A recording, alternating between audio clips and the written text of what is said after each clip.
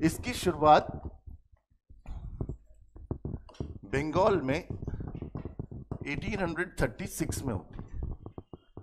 ठीक है, 1836 में एक एसोसिएशन बनती है जिसका नाम था बंग भाषा प्रकाशिका सभा, और जैसा उसका नाम सजेस्ट करता है वो बंगाली लैंग्वेज के जो पब्लिशर्स रहे होंगे उनका एक ग्रुप था। उसका काम क्या रहा होगा, वो डिस्कस करते हैं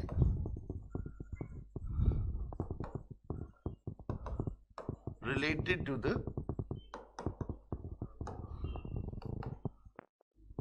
एडमिनिस्ट्रेशन इन ब्रिटिश इंडिया। अब ब्रिटिश इंडिया में कैसा एडमिनिस्ट्रेशन चल रहा है, क्या उसमें पॉलिसीज हैं उनकी, कैसे उनमें क्या चीजें कमी है, वो लोगों को समझाना, उनमें अवेयरनेस फैलाना, ये काम था इसका। लेकिन पब्लिशर्स का ग्रुप किसी समाज की एक्टिव, किसी को कोई सेक्शन को बड़ा वो होता होगा, कोई एक्टिव सेक्शन होता होगा। हमसे कोई पूछेगा कि आपकी सोसाइटी में कौन कौन से ग्रुप्स हैं, तो हम लोग कभी ये नहीं बताएंगे कि हम बताएंगे कि हमारे यहाँ किसान ज़्यादा होते हैं, हम बताएंगे कि हमारे यहाँ पर सर्विस क्लास लोग ज़्यादा हैं, हम बताएंगे कि हमारे में डॉक्टर्स हैं, हमारे यहाँ पर लॉयर्स हैं। ये कि पब्लिशर्स बताना बड़ा मुश्किल होता है, वो बहुत छोटा सेक्शन है, नॉमिनल है बिल्कुल। ठीक है, तो लाखों की पॉपुलेशन में पब्लिशर्स कितने होंगे, 10 20 50, इससे ज़्यादा नहीं होते होंगे। तो ये शुरुआत जरूर हुई थी, ये कुछ इसमें वो लोग भी थे जो राजा राम मोहन राय के साथ एसोसिएट्स रहे होंगे, वो सब लोग थे। ऐसा कोई बड़ा नाम हमारे पास ऐसा नहीं आता है कि कौन है। तो शुरुआत जरूर हो रही थी बंग भाषा प्रकाशिका सभा से। ये बंगाल प्रेसिडेंसी में हो रहा है डेवलपमेंट। ठीक है, 2 साल बाद एक लैंड होल्डर्स सोसाइटी बनती है जिसको हम लोग जमींदारी एसोसिएशन भी कहते हैं। ठीक है, 1838 में हम लास्ट क्लास में बात कर रहे थे कि जब वो रिलीजियस रिफॉर्म्स मूवमेंट चल रहा था, तब भी हमने कहा था कि एक बड़ा जमींदार फैमिली थी बंगाल में, टैगोर फैमिली। ठीक है, तब वहां ब्रह्म समाज के बाद देवेंद्र नाथ टैगोर आते हैं उसको टेक ओवर करने के लिए। यहाँ द्वारका नाथ टैगोर जो है was instrumental in the formation of land holder society. उस समय पर समाज के 2 बड़े अंग होते थे, एक वो जो किसान लोग हैं और एक वो जो जमींदार लोग। तो ये लैंड होल्डर सोसाइटी जो है ये इंडिया में पॉलिटिकल एक्टिविटी की एक फॉर्मल बिगनिंग हो रही थी, क्योंकि ये एक प्रॉपर सेक्शन शो करता है सोसाइटी का कि एक लैंड होल्डर्स और एक वो जो किसान पेजेंट्स हैं। तो ये द्वारका नाथ टैगोर का काम है, और ये हमारे यहाँ पर पॉलिटिकल एक्टिविटी की फॉर्मल बिगनिंग हो जाती है। लंदन में भी एक ब्रिटिश इंडियन सोसाइटी थी, इसी को ही कहते थे। अब क्योंकि इंडिया में जो काम कौन चल रहा था, एडमिनिस्ट्रेशन कौन चलाता था, east India company. East India company कहाँ बेस्ड है, लंदन में, इंग्लैंड में बेस्ड है। तो this land holder society cooperated with British Indian society of London, formed by और फाउंडेड बाय मिस्टर एडम्स। ये 1839 में बनी थी। तो इसके साथ वो मिलकर के काम कर रहे थे। काम वही है सबका, देखो पॉलिटिकल एक्टिविटी यही हो रही है कि कैसे जनता और सरकार के बीच में ब्रिज की तरह काम करा जाए। तो ब्रिटिश इंडियन सोसाइटी, ये बंग भाषा प्रकाशिका सभा ने काम शुरू किया, लेकिन फॉर्मल बिगनिंग हो रही है 1838 में, जुलाई के महीने में, जब लैंड होल्डर सोसाइटी बनती है, और उसको बनाने वाले थे Dwarkanath Tagore. It cooperated with the British Indian society of London founded by mister Adams. ठीक है, 1839 में ये ब्रिटिश इंडियन सोसाइटी लंदन में बन रही थी। लेकिन यही काम अब आगे बनता है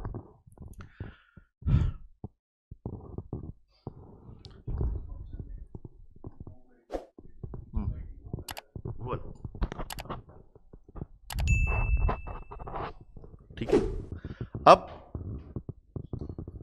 लैंड होल्डर्स सोसाइटी, वो किसकी सोसाइटी है, लैंड होल्डर्स की सोसाइटी है। फॉर एग्जाम्पल हम लोग कहें कि कोई आजकल के हिसाब से कि ब्राह्मण सभा, ठीक है, ऑल इंडिया ब्राह्मण सभा, या ऑल इंडिया कोई अखिल उत्तराखंड, ऑल उत्तराखंड राजपूत क्षत्रिय सभा, तो अब उसमें कौन आएंगे? उसमें क्षत्रिय आने चाहिए। कोई अग्रवाल या जैन समाज का ऑर्गेनाइजेशन है तो उसमें कौन आएगा? जो अग्रवाल या जैन होंगे। अब ये लैंड होल्डर सोसाइटी है तो इसमें कौन आना चाहिए था? इसमें लैंड होल्डर्स आते। अब जो बाकी लोग हैं वो क्यों आएंगे? वो कहाँ जाएंगे? तो दरअसल नाम जो है वो इंक्लूसिव सा नहीं था, ठीक है। नाम, ऑर्गेनाइजेशन का नाम ही तो सब कुछ होता है। तो वो क्योंकि हम लोग आगे 1885 में क्या बन रहा है? इंडियन नेशनल कांग्रेस बन रही है, वो नाम में ही सब कुछ है। यहां पर भी क्या था? यहां नाम लैंड होल्डर सोसाइटी था, जमींदारों की एसोसिएशन थी, ऐसा लग रहा है। तो उन्होंने कहा ये तो इससे नाम से गड़बड़ हो रहा है, तो ऐसा करते हैं कि एक नई ऑर्गेनाइजेशन बना देते हैं। तो अब बनाई गई Bengal British India society. Again Dwarkanath Tagore was instrumental in forming this Bengal. अब ये बंगाल की ब्रिटिश इंडिया जो था उसकी सोसाइटी थी। अब ये इंक्लूसिव हो गया, सारे लोग आ गए उसमें। कोई ऐसा तो नहीं है कि लैंड होल्डर्स हैं या किसान हैं या कोई अब ये वाली कास्ट वो वाली कास्ट, ये सेक्शन वो सेक्शन, कुछ नहीं है। अब पूरा ब्रिटिश इंडियन सोसाइटी जो बंगाल में है उसकी एक एसोसिएशन फॉर्म हो गई। फिर उन्होंने कहा अब दो चल रही हैं, एक लैंड होल्डर सोसाइटी है, एक बंगाल ब्रिटिश इंडिया सोसाइटी है। तो द्वारकानाथ टैगोर के बेटे थे देवेंद्र नाथ टैगोर, उन्होंने इन दोनों का मर्जर कर दिया, ठीक है। मर्जर करके बन गई ब्रिटिश इंडियन एसोसिएशन 1851 में। इसका और ये दो, ठीक है, इन दोनों का मर्जर हो जाएगा।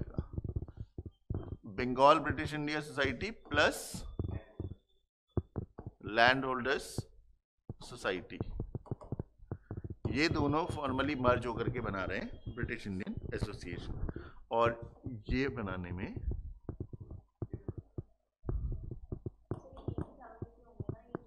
उन्हीं के बेटे, उनके बेटे, ठीक है, रविन्द्रनाथ टैगोर के पिताजी, ये वो ऐसे चलेगा। अब धीरे धीरे जैसे हम लोग देखते हैं, नाम को समझेंगे अगर हम लोग, बंग भाषा प्रकाशिका सभा से शुरू हुआ, बंगाली लैंग्वेज वाले सिर्फ। उसके बाद लैंड होल्डर सोसाइटी, फिर एक बड़ा सेक्शन आया सोसाइटी का जमींदारों का, फिर उसके बाद पूरी सोसाइटी आ गई, फिर ब्रिटिश इंडियन एसोसिएशन। अब बंगाल भी गायब हो गया है, ठीक है। तो नेशनलिज्म की ग्रोथ जो है वो ऐसे दिखाई देती है। कहाँ एक छोटा सा बंगाली लैंग्वेज के जो पब्लिशर्स थे उनका ग्रुप बना, और फिर कैसे ब्रिटिश इंडिया की एक एसोसिएशन बन गई। Although it was functional in Bengal only, लेकिन नाम से ही दिखाई दे रहा है कि कैसे नेशनलिज्म डेवलप हो रहा है, ठीक है। India league 1875 founded by Babu Shishir Kumar Ghosh. काहे के लिए बनाई है? To stimulate the sense of nationalism among Indians. अब इंडियंस में वो सेंस ऑफ नेशनलिज्म कैसे डेवलप होगा? वो कहां से खोला जाएगा लोगों में कि हाँ हाँ we belong to a nation, we belong to a nation called India. वो अलग अलग नहीं है, हमें बंगाल बॉम्बे ये सब नहीं है हमारे। वो एक तो नाम भी ऐसा होना चाहिए था, ठीक है। वो ब्रिटिश इंडियन था, लेकिन अब इंडिया लीग बन गई, ठीक है। ये बाबू शिशिर कुमार घोष, हम लोग पीछे इनका नाम पीछे पढ़ चुके हैं, अमृत बाजार पत्रिका के जो फाउंडर एडिटर होते थे उनको ही, ठीक है।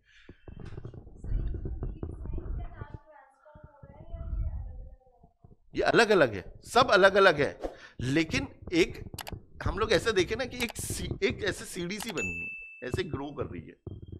ये नेशनलिज्म जो है वो वहां से शुरू हुआ है, कहीं से रीजनल उसमें एस्पिरेशंस नहीं होंगी। जब बंग भाषा रहा होगा, लेकिन फिर बंगाल में बना, सॉरी जमींदारी एसोसिएशन बनी, फिर बंगाल की सारी सोसाइटी बन गई, फिर ब्रिटिश इंडिया की एक, अब नाम ही इंडिया लीग हो गया, ठीक है। और बंगाल में इसके बाद 1876 में इंडियन एसोसिएशन, इसको वो भी लिखते हैं इंडियन नेशनल एसोसिएशन भी लिखते हैं, ठीक है, वो दोनों एक ही चीज है, ठीक, ऐसा कहीं पर लिखा होगा इंडियन नेशनल एसोसिएशन, तो वो एक ही है, 1876 में बनती है। It was founded by S N. Banerjee and Anand Mohan Bose. तो आपको याद होगा, हमने लास्ट क्लास में पढ़ा था कि 1876 में लॉर्ड, क्या नाम था उनका, लॉर्ड लिटन ने वो जो एज कम कर दी थी आईसीएस की, 21 से 19 कर दी थी, तो वो एंटी आईसीएस एजिटेशन जो है, it was taken over by this association, उन्होंने ये काम चलाया, ठीक है। तो 6 एसोसिएशंस, और ये क्लियरली शो करती है, बंगाल को पढ़ेंगे तो हमें समझ में आ जाएगा कि नेशनलिज्म की ग्रोथ कैसे हो रही है, पॉलिटिकल एसोसिएशंस की ग्रोथ कैसे हो रही है। वहां बंग भाषा प्रकाशिका सभा से शुरू हुआ सफर अब इंडियन नेशनल एसोसिएशन तक पहुंच गया था। नाम ही क्लियर कर देता है, उनकी एक्टिविटीज को ना भी समझे तो बता देता है कि हमारे देश में सडन डेवलपमेंट नहीं हुआ 1885 में, उससे पहले भी पॉलिटिकल आइडिया और एसोसिएशंस ग्रो कर रही थी, ठीक है। सिमिलरली हम लोग इसको बॉम्बे और मद्रास में भी देख लेंगे,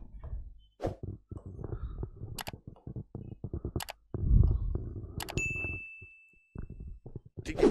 जैसा डेवलपमेंट हम लोग को यहां दिखाई देता है, बिल्कुल वैसे ही हमें बॉम्बे में भी दिखाई देगा, ऑल्दो क्योंकि बंगाल ही सारी एक्टिविटीज का सेंटर है, इसलिए वहां पर पॉलिटिकल एसोसिएशन ज्यादा दिखाई देती है, इन दोनों जगहों पर ये थोड़ी सी कम दिखाई देंगी, ठीक है।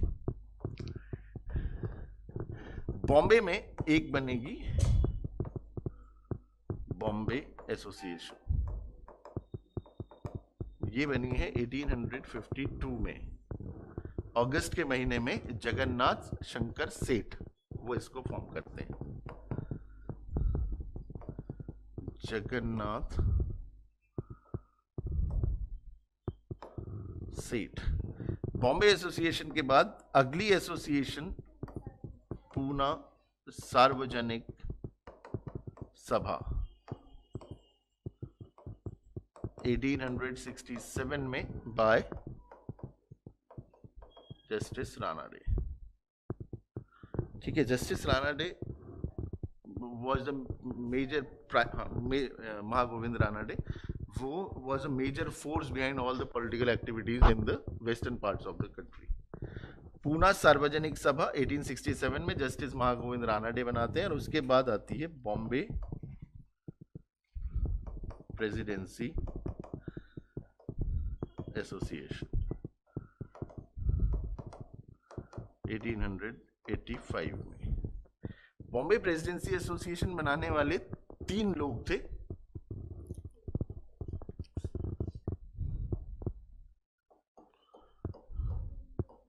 Firoz Shah Mehta,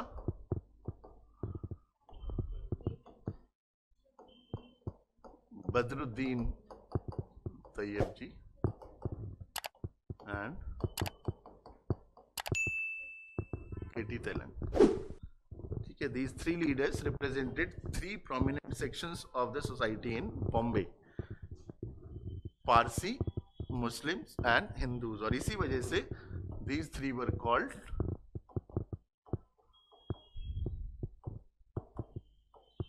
brothers in law, ठीक है। बदरुद्दीन तैयब जी मुस्लिम, केटी तेलंग हिंदू एंड फिरोज शाह मेहता पारसी, दो तीनों सेक्शंस को रिप्रेजेंट कर रहे थे। Then comes Madras.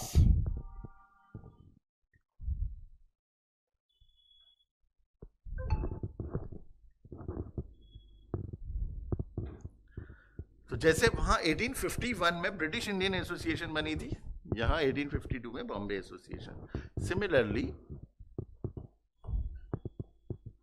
Madras native association 1852। ठीक है, वो उसी की ऑफशूट से दरअसल ये जैसे वहां बंगाल में बनी है वैसी बाकी जगहों पर यहाँ।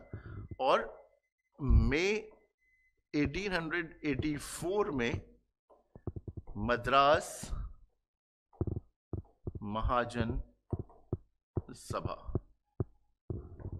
मद्रास महाजन सभा जो बन रही है उसके 3 बड़े लीडर्स, उसके फाउंडर्स में नाम लिखते हैं हम लोग।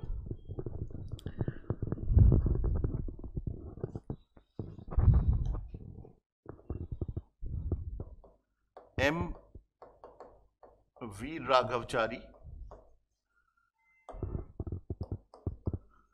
जी सुब्रमण्यम अय्यर एंड आनंद चार्लू। ये 3 लोग, वी राघवचारी आगे चल करके 1920 में जब नागपुर का सेशन होगा कांग्रेस का तब वह कांग्रेस के अध्यक्ष बनते हैं। जी सुब्रमण्यम अय्यर को हम लोग जानते हैं, बड़े प्रोमिनेंट लीडर थे, द हिंदू और ये सब कई सारे अखबारों उनके साथ। आनंद चार्लू CHARLU, ये भी कांग्रेस के 4th सेशन में 1890 या 4th सेशन में 1890-91 में वो कांग्रेस के प्रेसिडेंट हुए थे। एसोसिएशंस सिर्फ ये पॉलिटिकल आइडिया, पॉलिटिकल एसोसिएशन सिर्फ इंडिया में ही बन रही होंगी ऐसा भी नहीं था, क्योंकि मदर कंट्री ब्रिटेन है। ठीक है, तो वहां पर भी क्योंकि हमारे कई सारे स्टूडेंट्स, कई सारे ट्रेडर्स, कई सारे लोग लंदन में भी थे, वहां पर भी पॉलिटिकल आइडिया और एसोसिएशंस उनकी ग्रोथ हो रही थी। स्टूडेंट्स खास तौर पर, क्योंकि वो पढ़े लिखे सेक्शन था, वहां बड़ा एक नाम east India association was founded in 1866 by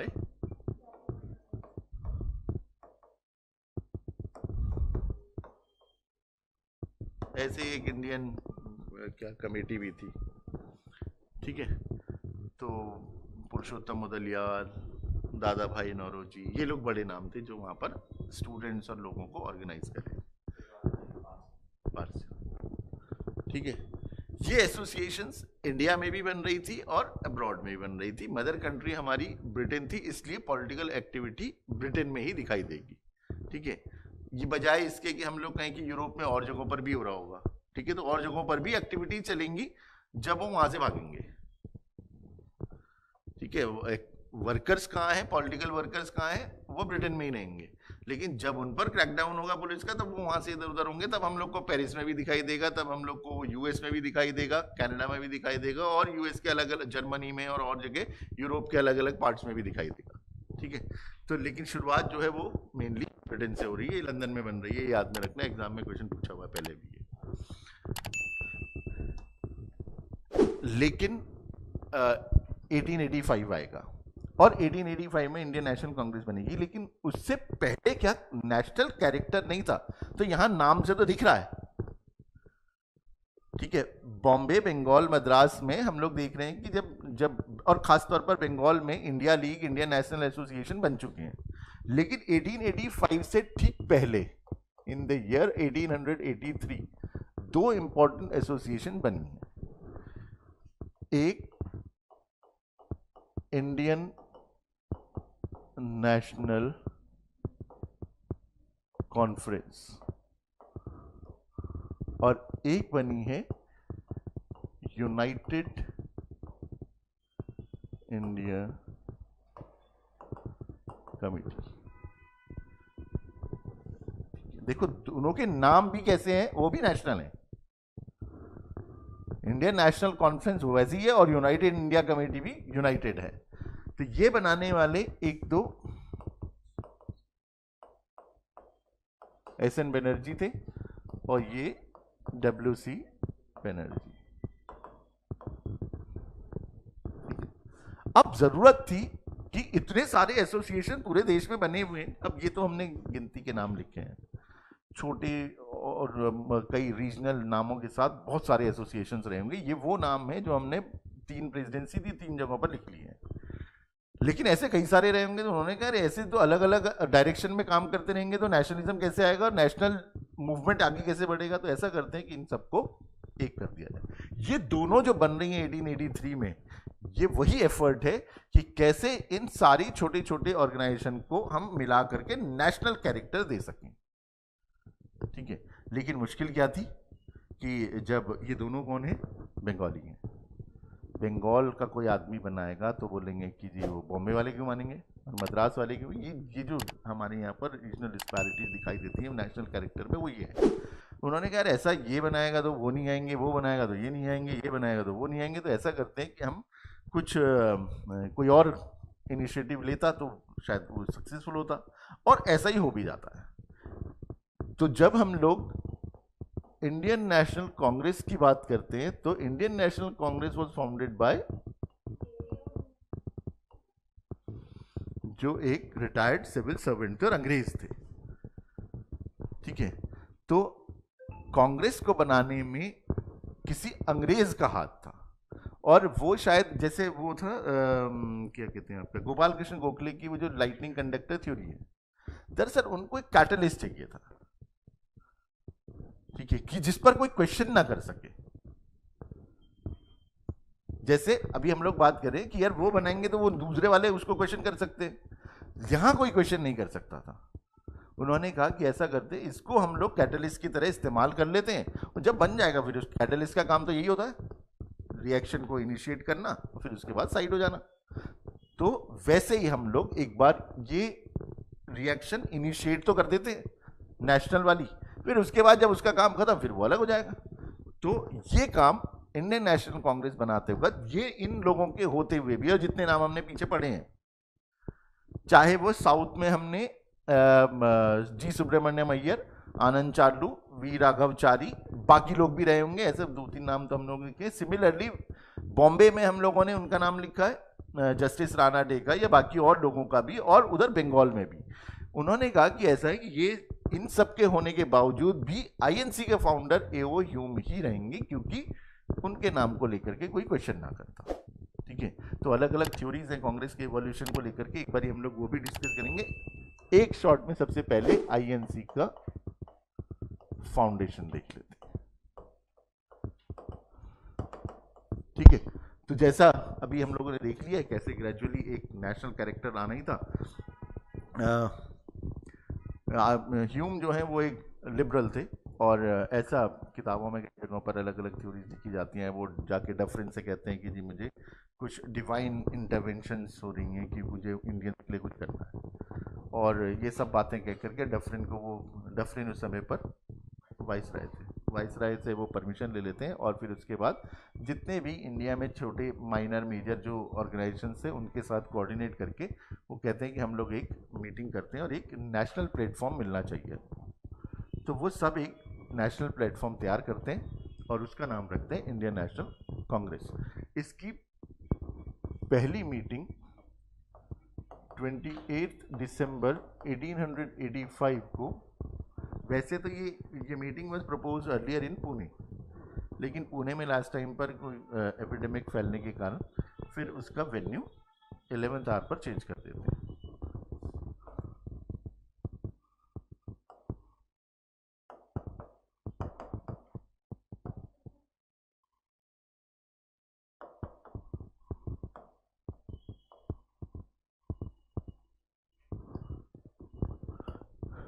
Gokuldas Tejpal Sanskrit college, Bombay.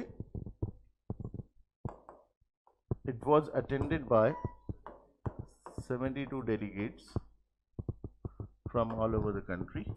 उस समय पर the first meeting was presided over by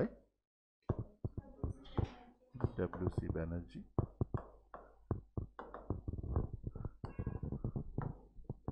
The Secretary of State at that time was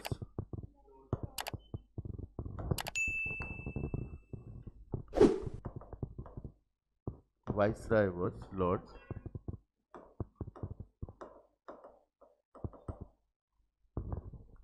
Dufferin.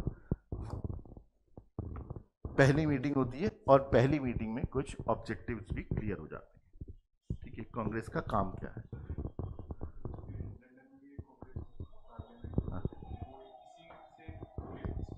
Parliament तो अलग है वहाँ के। कांग्रेस तो एक मीटिंग जो होती है ना उसको भी कांग्रेस कहते हैं। एक कॉन्फ्रेंस टाइप का जब कहीं पर बैठक हो रही होती है उसको कांग्रेस कहते हैं। जैसे यूएस में है कांग्रेस, वो भी क्या है, लोगों की मीटिंग है ना, असेंबली टाइप की है, उसको ही कांग्रेस कहते हैं। उसको ही कहते हैं ना, नॉर्मली कॉन्फ्रेंस या किसी चीज़ को कांग्रेस कहा जाता है। हाँ ठीक है। अब कांग्रेस क्यों बनी है? इंडियन नेशनल कांग्रेस बन गया, इतनी सारी एसोसिएशन तो हम लोग ने अभी पढ़ी, 6 3 और 11, लेकिन इन 11 के अलावा 1100 रही होंगी वो छोटी मोटी कहीं कहीं पर। इतने सारे एसोसिएशन के बजाय एक एसोसिएशन होनी चाहिए, लेकिन क्यों?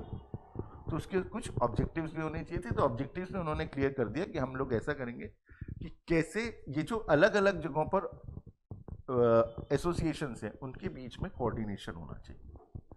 वो कोऑर्डिनेशन कौन करेगा? आईएनसी। ठीक है, उसका ऑब्जेक्टिव क्या है कि एक तो लोग जो अलग अलग जगहों पर कार्यक्रम चल रहे हैं उनमें कोऑर्डिनेशन होना चाहिए, कोऑपरेशन होना चाहिए अमंग पॉलिटिकल वर्कर। जो पॉलिटिकल वर्कर बंगाल में काम कर रहा है वो बॉम्बे और मद्रास के साथ कैसे कोऑर्डिनेट करेगा? तो एक प्लेटफॉर्म तो मिलना चाहिए। तो that national platform was INC. फिर उन्होंने कहा कि लोगों को ये हमें ये समझाना है कि वो बंगाल के नहीं है, वो बॉम्बे के नहीं है, वो मद्रास के नहीं है, they belong to a nation. वो नेशनल कैरेक्टर लाना है। तो नेशनलिज्म कैसे डेवलप करेंगे, वो काम होगा आईएनसी का। वो ऑब्जेक्टिव है to develop the sense of nationalism among Indians. फिर उन्होंने कहा कि कई बार क्या होता है कि जैसे पॉपुलर डिमांड्स हैं उसको कैसे फॉर्मुलेट करना है। सरकार के सामने हमें प्रेजेंट भी तो करनी चीजों को, तो कैसे फॉर्मुलेट किया जाएगा? वो फॉर्मुलेशन ऑफ पॉपुलर डिमांड्स, ये एक ऑब्जेक्टिव होगा कांग्रेस का। उन्होंने कहा कि कैसे पब्लिक ओपिनियन कैसे बिल्डअप किया जाएगा किसी चीज को लेकर के। भाई एजिटेशन चलाना है तो कौन चलाएगा उसको? वो अलग अलग जगहों पर तो रीजनल एस्पिरेशन सामने आ जाती है। नेशनल कैरेक्टर लाने के लिए नेशनल प्लेटफॉर्म होना चाहिए। तो that formulation of popular demands, that building up of public opinion INC का काम होगा। वो democratisation of this national movement, लोगों का वो शुरुआत में ही ऑब्जेक्टिव था। कैसे हम, और ये हम लोग किसके खिलाफ लड़ रहे थे? हम ब्रिटिश इंपीरियलिज्म के खिलाफ लड़ रहे हैं। तो हमारी लड़ाई किसके खिलाफ होगी? इंपीरियलिज्म के खिलाफ होगी। वो एक एंटी इंपीरियलिस्ट स्ट्रगल डेवलप करना किसका ऑब्जेक्टिव है? आईएनसी का। ठीक है, ये ऑब्जेक्टिव्स हो गए। ठीक है, जो हम लोगों ने अभी बात लिख नहीं रहे अब सारी चीजें कि पहले हमने कहा था कैसे सेंस ऑफ नेशनलिज्म डेवलप करा जाएगा, कैसे कोऑर्डिनेशन कोऑपरेशन होगा among political workers in different parts of the country, कैसे फॉर्मुलेशन ऑफ पॉपुलर डिमांड, कैसे building up of public opinion, ठीक है, plus democratisation of the national freedom struggle, कैसे anti imperialist struggle develop करना। ये सब objectives शुरुआत में इंडियन नेशनल कांग्रेस के रहेंगे। ठीक है, शुरुआत में ही वो वाला सेंस, हम कभी हमसे पूछा जाए कि इनिशियल स्टेज में ये ऑब्जेक्टिव्स थे तो ये सब बताना, वहां नहीं बता देना कि पहले दिन हम इंडिपेंडेंस मांग रहे थे, स्वराज मांग रहे थे। ठीक है, वो सब चीजें थोड़ा सा धीरे धीरे आएंगी। लेकिन और हुआ भी यही, इंडियन नेशनल कांग्रेस बनती है और उसके बाद उसकी आईएनसी जो है वो दिन दूनी रात चौगुनी तरक्की भी करेगा। अगले सेशन में कलकत्ते में 432, उसके अगले में 2000 दिल्ली